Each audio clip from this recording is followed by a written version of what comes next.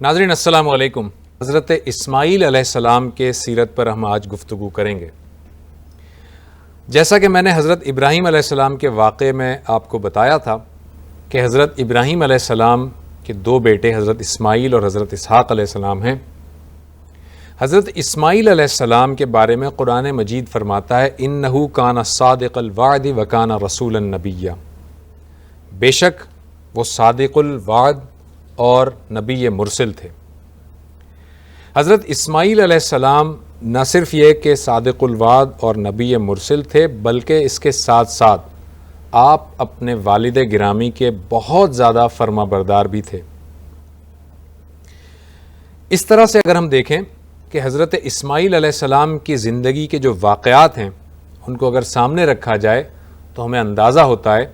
کہ وہ کس کس آزمائش سے ان کو اللہ تعالیٰ نے گزارا۔ حضرت ابراہیم علیہ السلام کی دعا کے بعد حضرت اسماعیل علیہ السلام پیدا ہوئے۔ ابھی وہ چھوٹے بچے ہی تھے، شیرخوار بچے ہی تھے کہ ان کے والد کو اللہ تعالیٰ نے حکم دیا کہ اپنے اس بچے کو جو کہ اکلوتے ہیں ایک بیابان میں چھوڑ کر آ جائیں ان کی والدہ حضرت ہاجرہ کے ساتھ۔ چنانچہ حضرت ابراہیم علیہ السلام اپنے اس چھوٹے سے ننھے سے بچے کو اور اپنی بیوی حضرت ہاجرہ کو اس مقام پر چھوڑ کر آتے ہیں جہاں پر آج بیت اللہ موجود ہے۔ حضرت ابراہیم علیہ السلام جب وہاں سے چھوڑ کر جانے لگتے ہیں تو حضرت ہاجرہ فرماتی ہیں کہ آپ ہمیں اکیلے جو چھوڑ کر جا رہے ہیں کیا یہ اللہ کا حکم ہے؟ آپ نے فرمایا کہ ہاں یہ اللہ کا حکم ہے۔ چنانچہ حضرت ہاجرہ اس کے بعد کوئی بات بیان نہیں کرتی اور قرآن مجید اس جگہ کو وادی غیر ذی زرع بتاتا ہے، یعنی وہ وادی تھی جہاں پر نہ کوئی زراعت تھی، نہ ہی کوئی پانی تھا، نہ ہی کوئی آبادی تھی۔ جب حضرت ابراہیم علیہ السلام وہاں سے رخصت ہو جاتے ہیں تو پیاس کے مارے حضرت اسماعیل علیہ السلام بلکنے لگتے ہیں، رونے لگتے ہیں اور اپنی ایڑی زمین پر رگڑنے لگتے ہیں۔ حضرت ہاجرہ اپنے بچے کی اس پیاس کو دیکھ کر بے قابو ہو جاتی ہیں اور حضرت ہاجرہ پانی لینے کے لیے دو پہاڑی چوٹیوں کے درمیان دوڑنے لگتی ہیں۔ وہ پہاڑی چوٹیاں ایک صفا اور ایک دوسری مروہ ہے، اور ان کے درمیان آپ پہاڑی کے درمیان ان دونوں چوٹیوں کے درمیان جب دوڑتی ہیں بچے کے لیے پانی لینے کے لیے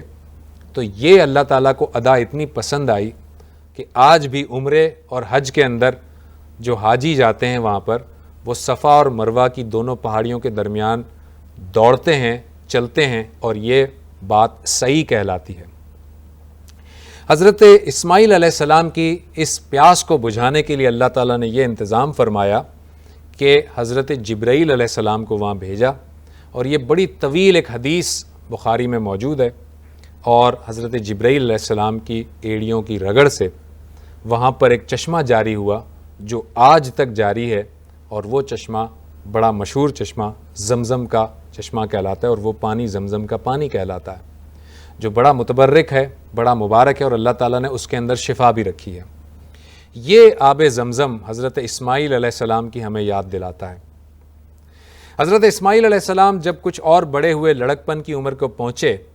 تو اللہ تعالیٰ نے پھر ایک امتحان لیا اور حضرت ابراہیم علیہ السلام کو حکم دیا کہ اپنے اس اکلوتے بیٹے کو ذبح کر دیا جائے۔ چنانچہ آپ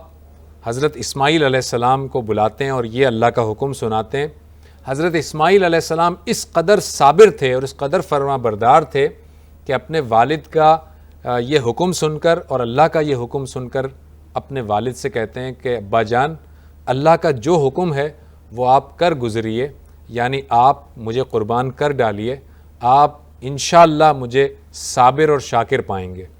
یعنی میں اپنے اس قربان ہونے کے اوپر کوئی احتجاج نہیں کروں گا، کوئی اس کے اندر ایسی کوئی لغزش مجھ سے نہیں ہوگی، اور نہ ہی میں اس کو ریزسٹ کروں گا، بلکہ آپ مجھے شاکر پائیں گے۔ چنانچہ حضرت ابراہیم علیہ السلام اپنے اس بیٹے کو جو لڑک پن میں ہیں ان کو لے کر جاتے ہیں مینا کے مقام پر اور انہیں لٹا دیتے ہیں،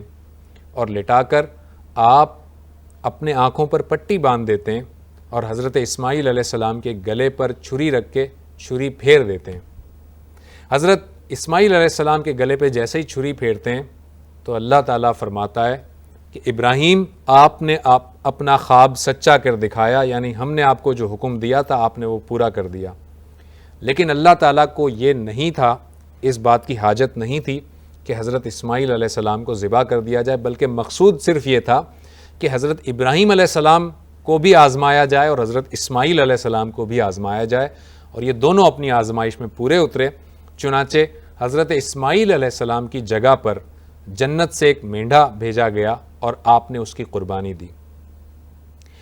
اس کے بعد حضرت اسماعیل علیہ السلام اور حضرت ابراہیم علیہ السلام دونوں کو بیک وقت اللہ تعالیٰ حکم دیتے ہیں کہ بیت اللہ کی دوبارہ سے تعمیر کی جائے۔ چنانچہ آپ والد گرامی بیت اللہ کی تعمیر کرتے ہوئے دیواریں اٹھا رہے ہیں، اور بیٹے یعنی حضرت اسماعیل علیہ السلام گارا اور مٹی اور اینٹیں فراہم کر رہے ہیں، اور یہ دونوں باپ بیٹے جب دیوار کو، خانہ کعبہ کی دیوار کو تعمیر کر رہے ہیں تو اللہ تعالیٰ سے یہ بھی دعا کر رہے ہیں کہ یا اللہ ہماری اس خدمت کو قبول فرما لے۔ بیت اللہ کی یہ تعمیر کا واقعہ بڑا مشہور واقعہ ہے، اور آج مقام ابراہیم میں جہاں پر وہ مقام ابراہیم موجود ہے وہاں پر حضرت ابراہیم علیہ السلام کے قدموں کے نشان بھی موجود ہیں، جو اس وقت اس پہ پڑے تھے، اس پتھر پہ، جب بیت اللہ کو تعمیر کیا جا رہا تھا۔ حضرت اسماعیل علیہ السلام روایات کے مطابق وہیں خانہ کعبہ کے اطراف و جوانب میں